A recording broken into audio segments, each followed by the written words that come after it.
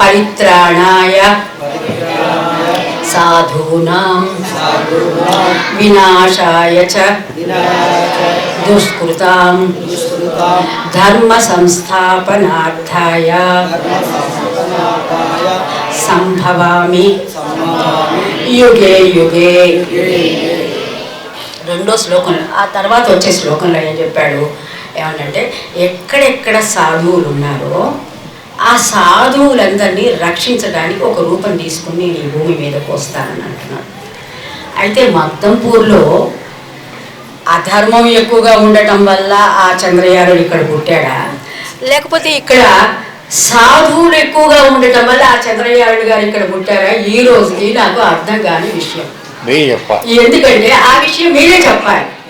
అది మనం ఒకవేళ సరే ఇదంతా కూడా ధర్మభూమి అండి, ఇది చాలా గొప్ప భూమి, దేవభూమి, మనమంతా ఇప్పుడు చెప్పుకున్నాం కదా, చాలా గొప్పవాడు ఉన్నారు కదా, చాలా గొప్పవాడు ఉన్నారు.